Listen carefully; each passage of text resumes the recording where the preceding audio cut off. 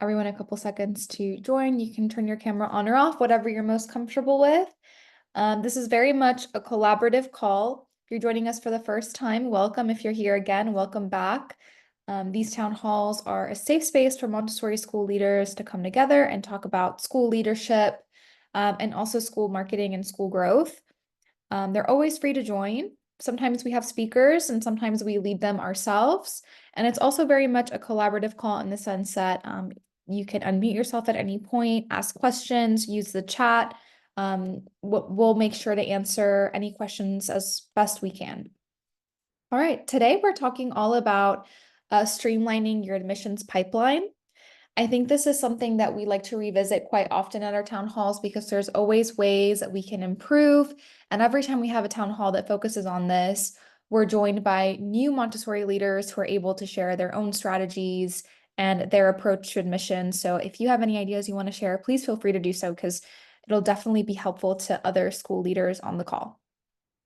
This is just a little overview of what we're going to be going over today. We're going to talk a little bit about the admissions process, how you can generate leads, what are the best practices for that, CRM best practices, and you do not have to have our CRM or use our software for the best practices to be applied. So even if you do this on your own, if you do it manually, if you use other software, our best practices can still be helpful and applicable.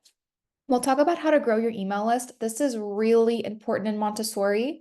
I have so many consultation calls where people are like, how can I market my school for not a lot of money? And the answer is email marketing and reaching out to your email list regularly. So I think this is a really effective way to market your school. And also we'll talk briefly about how you can manage your wait list. If you're a school that has a wait list, you also want to make sure this is an area that you are communicating with properly. If parents are put on a wait list, obviously that causes a little bit of anxiety. They want to spot at your school. So how can you make that experience better? And hopefully at the end as well, we'll have time for some Q&A. First, I'd love to get to know one another. Again, these town halls are always open. They're safe. They're free to join. So feel free to introduce yourself in the chat or unmute yourself and just talk a little bit about where you're joining us from, what school you're coming from, and your position at your school.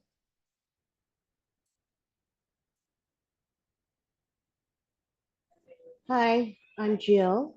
Hi, Jill. I'm the office manager here at Montessori Academy, located on West Adams Boulevard in Los Angeles. So here to just get some information. I think one of the things is our area in particular. In the past, the area itself had some concerns, maybe with some safety issues. So we really want to be able to make our community understand it's growing and it's becoming more family oriented, and so we want to be able to promote the positivity of this community and how it's growing, and be able to improve our enrollment that way. That's great. Thank you, Jill. Here, Lisa, welcome back, joining us from Daycroft School, admissions director. Okay, so this will be helpful, hopefully. Allison joining us from Pincushion Hill. Hello, Allison. Here to learn how to increase enrollments. Okay, hi, Christine from La Villa Montessori School in Canada, admissions director and administration. Wonderful. So we have West Coast of the US, East Coast of the US, and we have Canada on the call as well. That's great to have schools from so many areas. All right. So I'm sure many of you have already taken the time to sit down and just kind of brainstorm step by step what your admissions process looks like from start to finish. We've just written it out in kind of a simplified way. And it may look something like this, it may be different. Every school community is a little bit different in how they approach admissions. Usually it's lead, so the person that is coming through, an inquiry. So they're asking a question, they're contacting you. They scheduled a tour, they've completed a tour. Once the tour is completed, they might have an application submitted. Depending on your school, you might have a child visit. Not all schools do this, but most do. Then you would have an enrollment offer with the family, and then finally the family would be enrolled. So something like this is what you might be looking at. You might have some changes, but I recommend for everyone to just always have a written down process for how they approach admissions.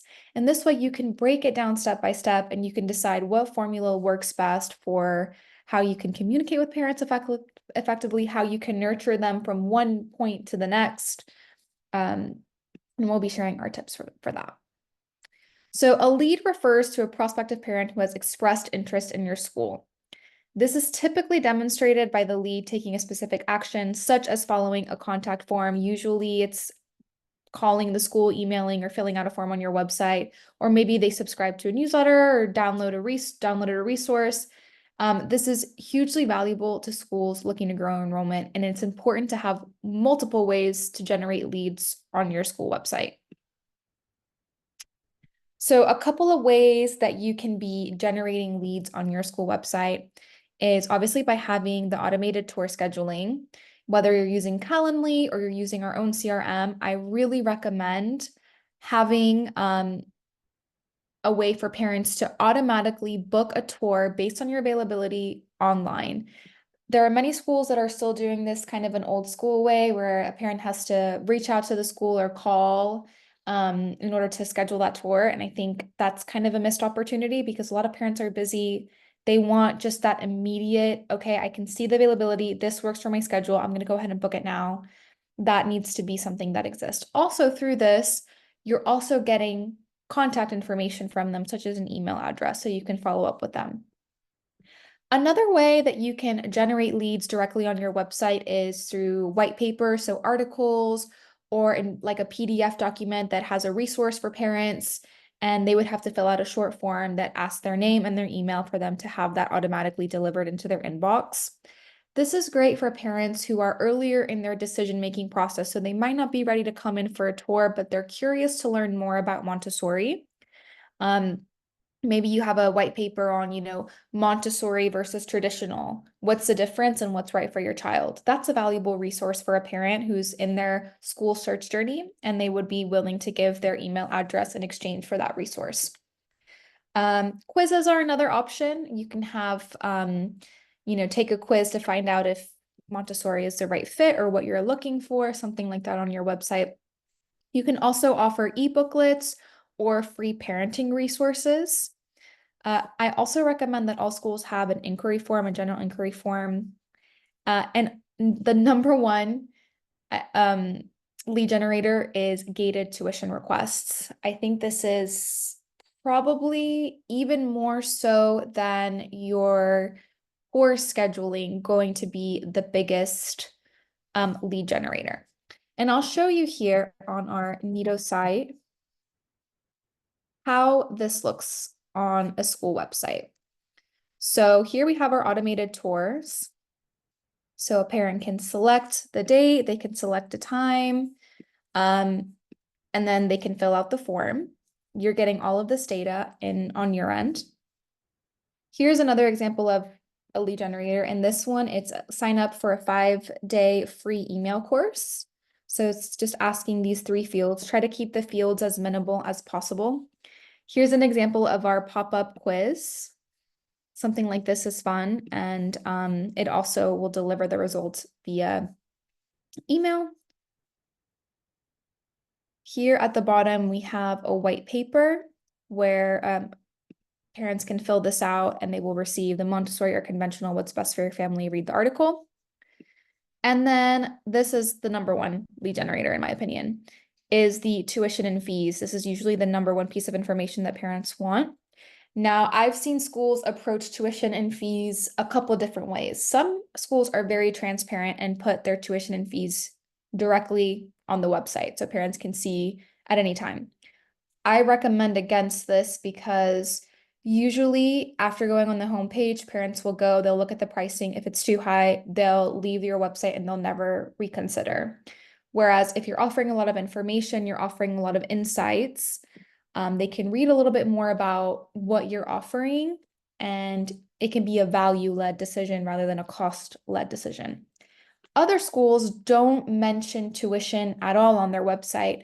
I've visited school websites where they don't even have anything on their website that indicates fees or tuition. And I say, this is not being transparent enough, and parents usually get annoyed and confused. And then when they find out it's not a public school or they're going to have to pay because your prices weren't on your website or no mention of tuition was on your website, it can be an annoyance to families. So this is kind of the middle ground where we put together a whole landing page that compares and contrasts what they're going to get in a Montessori environment versus what they're not.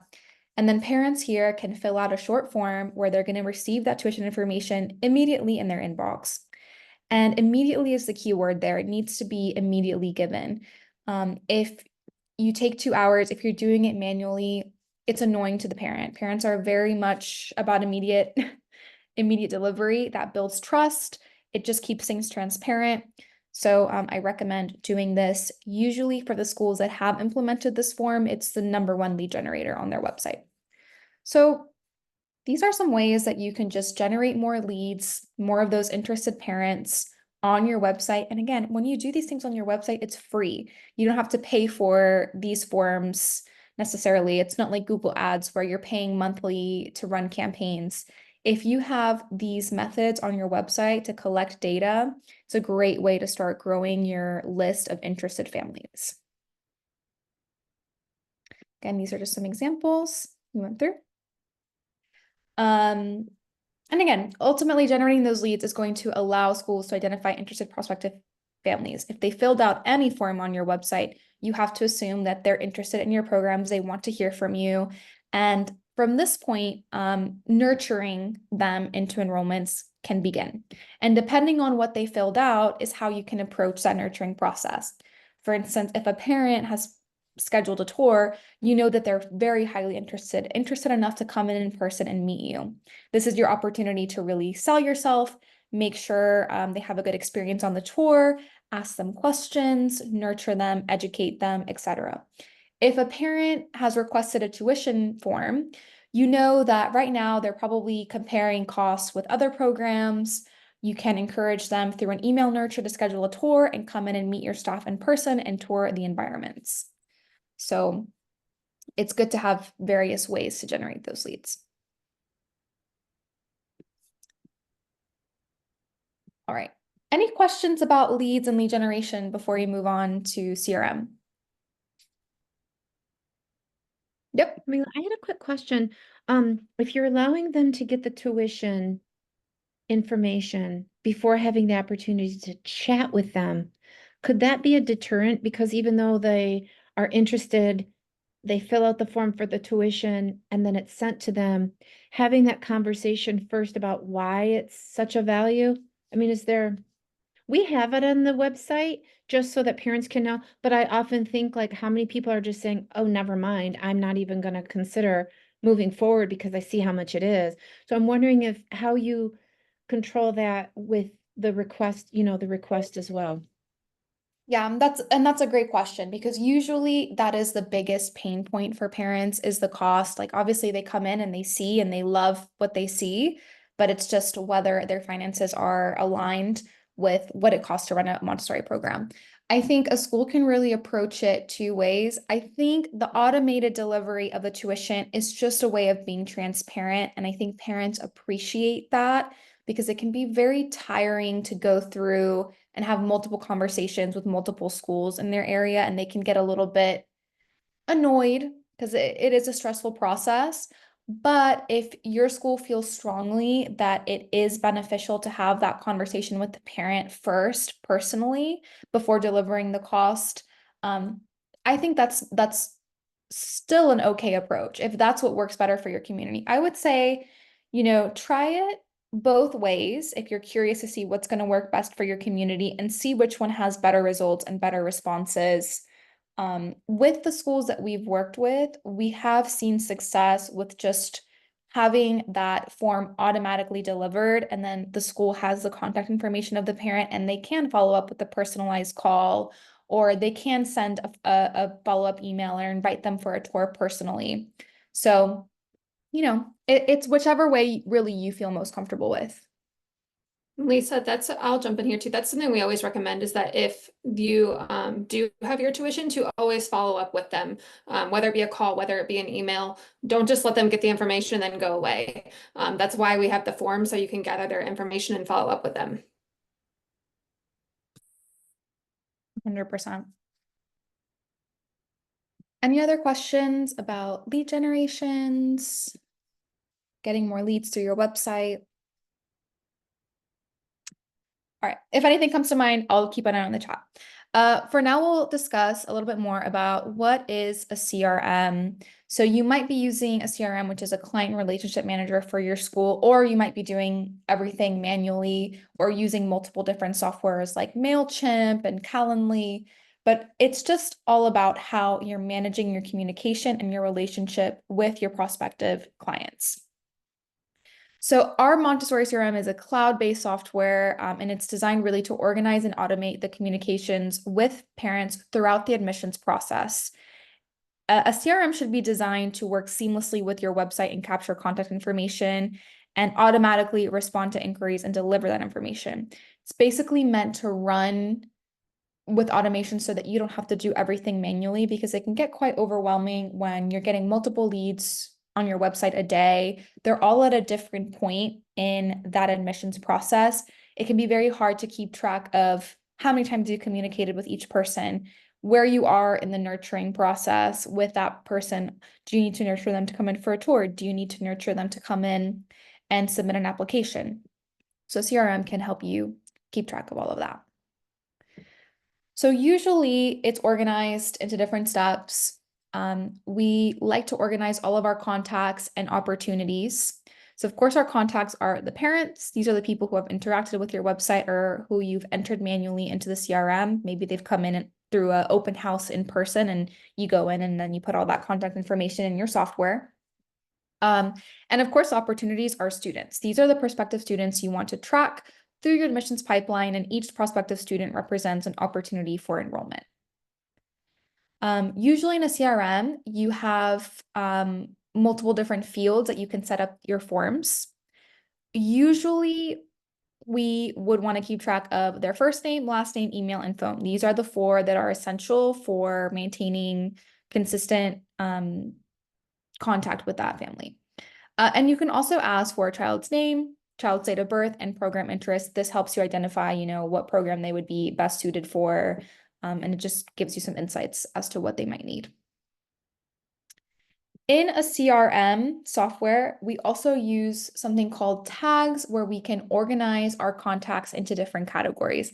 This is what really sets it apart from using something like an Excel spreadsheet to manually track everybody. Because when you add a tag to a contact, it helps you keep track of where they are. So you can tag someone as like post tour. This person has already toured. I want them on tagged as such. Or, requested tuition information. I know that this person has requested tuition information. I know how to move forward. I need to call them. I need to talk to them about, our program, answer their questions about our cost, etc. When you tag someone using a CRM, you can also trigger email marketing according to their tags. So let's say you have an email list that's going to be great for parents who have already come in for a tour, but they haven't submitted their application. You want to remind them to submit an application. You can set an email campaign to send to everyone who is tagged post-tour. So all the people that have come in for a tour but haven't submitted an application yet are going to be receiving that email automatically at once. You don't have to enter that manually yourself. So it really helps you, I think, save a lot of time with that. Best practices when it comes to labeling your contacts, using tags.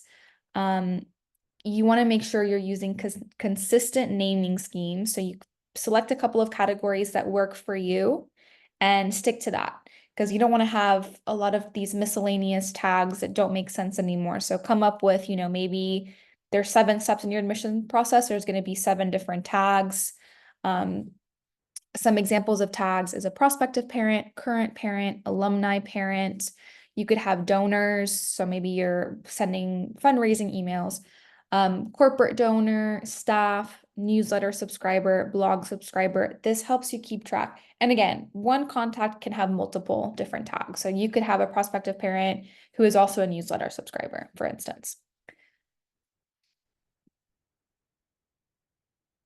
When it comes to custom values on your CRM, this is how you can substitute a code word for a specific value across a CRM.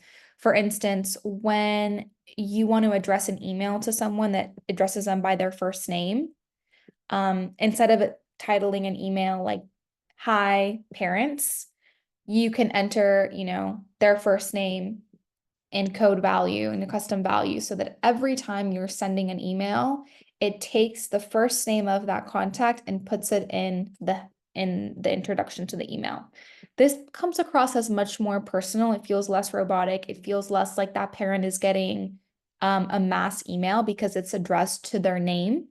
So I highly recommend doing this. I believe you can do this with MailChimp as well. So if you're using different software to ours, it is possible, but it's something that you should definitely apply to your communication, because the last thing you want to do is have a newsletter that just says hello parents, because it takes away that that personal quality that is valuable in emails and school communications. So again, this is just how it would look like. That person is Jane Smith. Maybe you'd want to use their full name, or you can do it as your signature. You could do it as how you're addressing an email, and it just makes the email feel more personal. Use custom values for school information that might change in the future. For example, staff names, staff titles, email addresses, phone numbers, website links, Zoom links. It can be helpful if you're using those custom values for things that are always changing, because then you just have to go in and you don't have to go in and edit the template every time.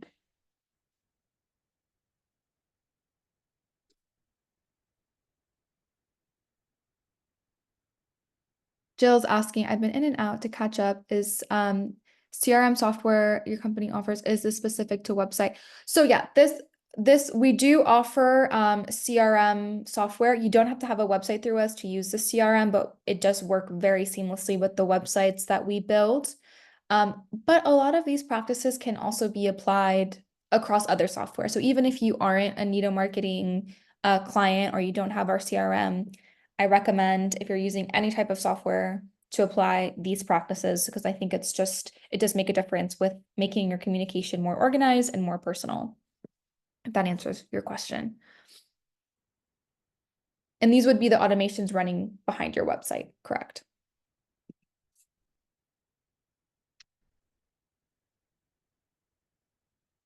All right, running automations through your CRM are a great way to lessen the workload and save valuable time. I think a lot of Montessori school leaders that I speak to, they get very overwhelmed when they see what the software looks like at first glance, because it can be a little bit, it seems like a lot at first, but once you start getting used to it, it does save you so much time, because you aren't having to send out individual emails. Once you really get in the swing of it, it will save you hours of work. Campaigns. This is the big thing about email marketing. And again, if you're using software like MailChimp, you can also operate your campaigns through that. But I highly recommend utilizing email marketing to strengthen your admissions process. I think it's just a great way to maintain personal contact with your leads. And yes, not every parent is going to read every email, but we do live in a culture now where people are checking their email daily. Many people have their notifications for their emails turned on their phone, so the chances of being visible are heightened for free, which is something that's harder to come across nowadays in the marketing space. So when it comes to configuring your campaigns, you want to think about what kind of content you want to include in your emails, how often you want to send emails, and the quantity of emails that you're sending these families. I'm going to give you some advice on each of these and how often you should be emailing parents, because you also don't want to overwhelm them, but you don't want to be forgotten either. So it's about finding a good point. So in the marketing space, we refer to email marketing as email nurturers, because we are trying to educate, inform, and provide resources to these families for them to take the next step in the admissions process and hopefully to enroll. For an initial nurture sequence, so that first email nurture that you're putting together, consider that your audience doesn't know that much about your school, and what would you really want them to know? I recommend just starting out with that first email campaign, and this can be an introduction of your school, of your philosophy, of your approach to education, what sets you apart, what's special about your program, and you can create an email nurture sequence. Now we have one that we call the perfect email marketing formula for Montessori, and I believe it is an 8 email sequence over the span of 4 weeks. So I think it's 2 emails a week for 4 weeks. So it's not overwhelming. You're not reaching into their inbox daily, but over the span of about a month, they're going to be hearing from you twice a week. And I think this is a good frequency.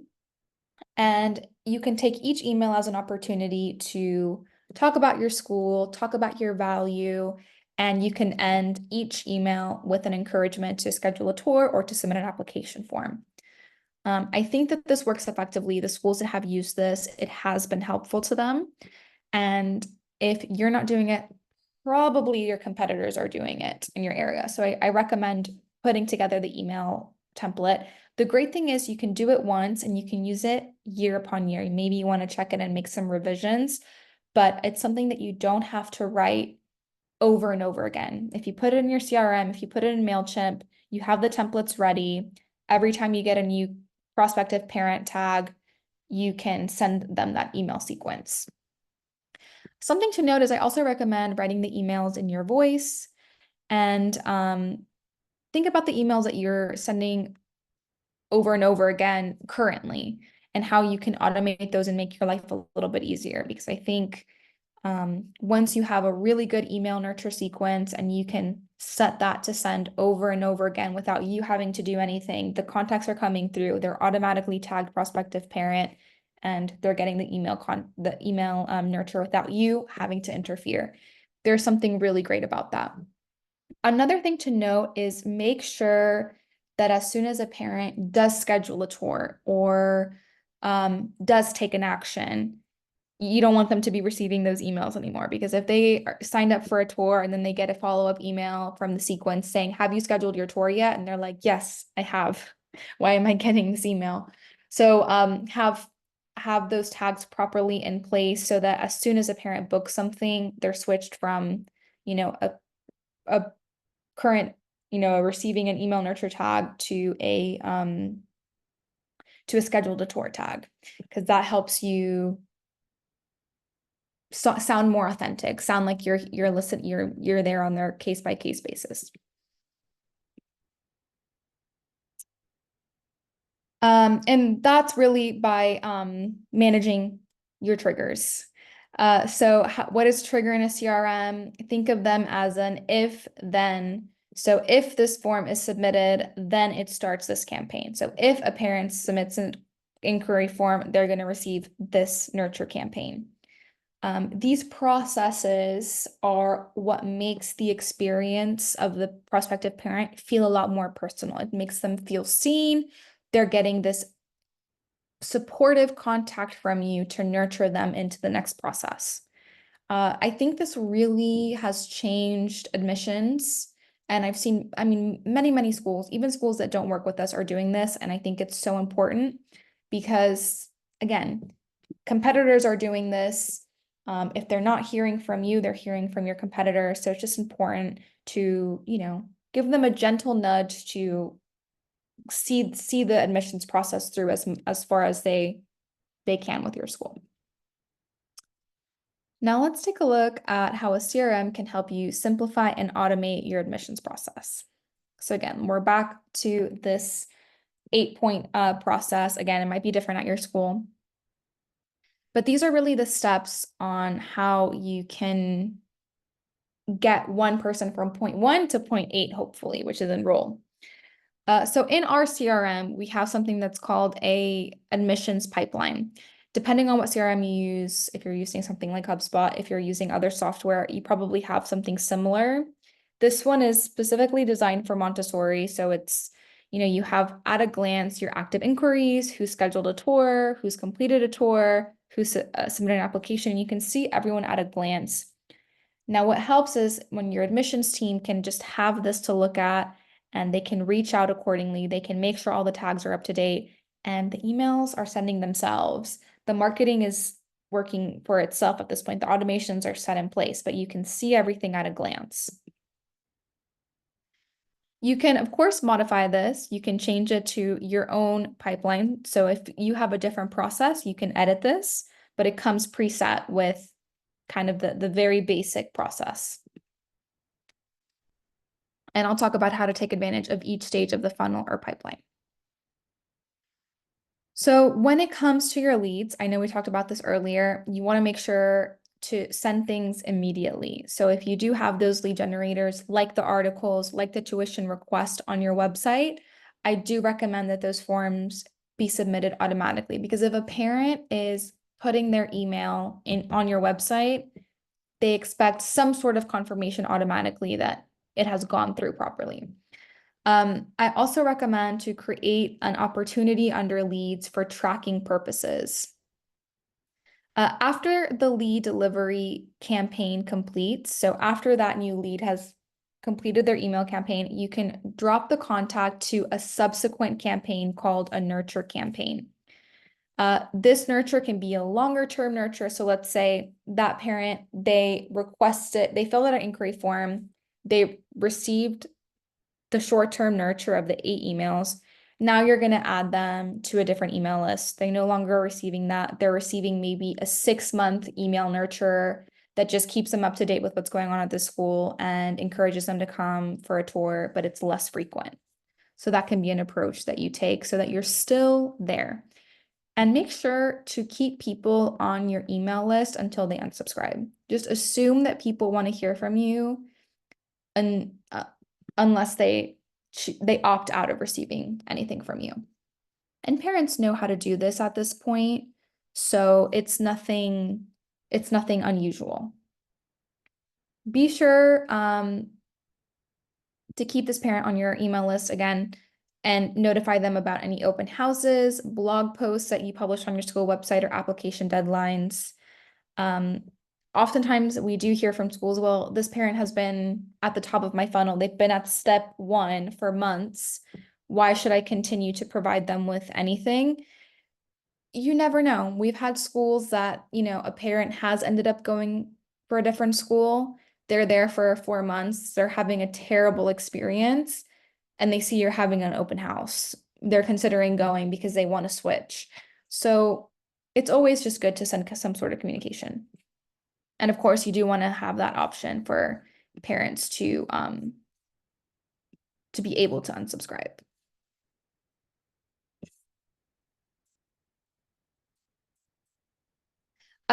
Best practice for inquiries, I recommend, again, automating that process, whether you're using MailChimp, whether you're using a CRM. Make sure to send all emails automatically. Send a notification email to yourself with the contents of their form. So every time that a new inquiry is coming in through your website, you're also receiving an email saying, hey, there's been a new inquiry form filled. You can reach out to this person. So that way you can stay on top of how many leads are coming in through your website. You get notified yourself. You can create an opportunity under inquiries for tracking purposes. And you can also remove this contact from any existing nurture campaigns. As I mentioned earlier, if they've already completed what you wanted them to at that stage, you want to make sure they're not receiving email marketing that's encouraging them to schedule a tour when they've already done that. Schedule a tour comes through your website via a tour scheduler, whether you're using our CRM, whether you're using Calendly. This is a very interested parent. So they didn't just fill out an inquiry form. They didn't just, request a lead generator. They want to come in person and meet you and look at the classroom. So this is a parent who's definitely considering your school. And I do recommend to automate your tour scheduling process. And I do also recommend every time a parent has scheduled a tour for you to reach out personally. So you're getting an automated email saying a parent has scheduled a tour. You can call them, you can send them a text message reminder, or you can send them an email checking in with them before the tour. I think this is definitely best practice. Can you type out the name of that second tour scheduler you mentioned? The one that a lot of people use is Calendly. The ones that, if a school doesn't have our CRM, they're usually using Calendly is what I've experienced. And I believe Calendly, like our CRM, works through your Google Calendar. So you can set it up based on your Google Calendar. Can I ask a question about that? Yeah. How do you build your own schedule when you just put these tours out for anybody to, you know, schedule the days that they want? I mean, for example, what I've done last year, and I'll do it again this year, is I've created a Sign Up Genius. I've put the dates that I've chosen, the times that I've chosen, because that's going to work for my schedule. Because how else does somebody manage just, oh, I might have one here, I might have, oh, that one is just scheduled an hour ago, but I've already planned this. So how do you manage that with just having them do it?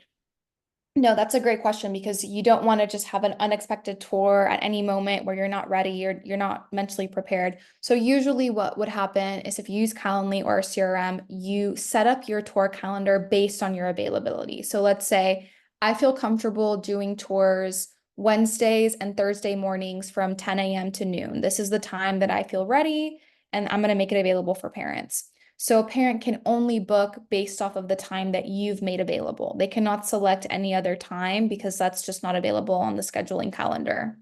Does that make sense? Yeah, because you absolutely don't want just to say, oh, schedule a tour anytime from 9 to 5, because that can be very stressful. Right. Also, you can make it to where a parent cannot book it without a 48-hour notice. So they would not be able to book a tour for tomorrow. You're not ready yet. You need, let's say, a 48-hour grace to prepare and make sure you have everything ready for that parent. You can also make it, you can set it up that way as well. Tyler says, we use Nido Tour scheduling and we have 3 set days with the times that up to 5 families at a time can schedule. I will offer other times manually if needed. Yeah. And you might have a parent that'll reach out and be like, I noticed that this is your availability. I can't come in at that time. Do you have anything else? And at that point, you can approach it on a case by case basis based on your availability, of course. Also, what you can do with the you can do this with their CRM. I'm not sure if you can do this with Calendly, but I wouldn't be surprised if you could, is you can set it to automatically send them a 24-hour reminder to confirm the tour, like a yes or no, because many schools experience like the no-shows. So it just gives you a little bit more of a heads up if someone cancels 24 hours in advance, and maybe it sends them the link to reschedule the tour if needed. That's helpful for parents as well. Other best practices for tours scheduled, of course, to send that automated confirmation email immediately, including their scheduled time, the date, location, directions, and any other relevant information. For instance, like where do they need to park their car, things like that. It's important for them to know before they come in. You can remove this contact now from any existing email nurture campaign that is asking them to schedule a tour because they've already done that. You can create an opportunity under tour scheduled for tracking purposes. So now you know this person has scheduled a tour. You can approach them as such.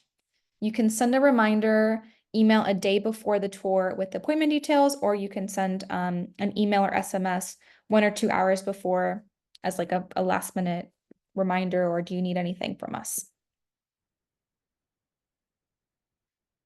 Once a tour is completed, you want to then move that opportunity to the tour completed column. Take notes on the family and the student from the tour. You can input that information into the CRM if you want to. So let's say this parent seemed very interested, or this parent, like, they were looking at a lot of other options and they're not 100% sure in Montessori. So that way you can keep those notes in the software. And you can add them to an automated tour follow-up email campaign, inviting them to submit an application. After a couple of weeks, if you haven't heard from them, maybe you can call them up. You can say, we'd love, to see where you're at your school search journey. Are you still interested in us? Are you still considering Montessori? Do you want to set up a meeting to ask any other follow-up questions? So you can do that afterwards.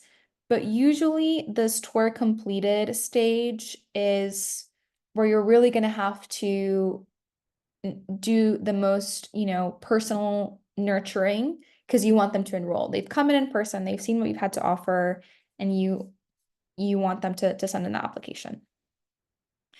Lisa asks, how many of you are using a formal CRM platform and how many are still using spreadsheets? Yes, great question.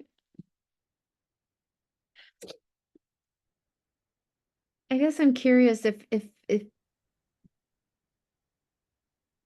if we have a website and we have a database, where does the CRM fit in? I'm confused on that because I think my question last week I asked, or 2 weeks ago actually, was like, I feel like things come into our website, but then things come in and I have to use, a spreadsheet, and it's overwhelming. And my head of school wants me to create a report, but it's just like putting it all together.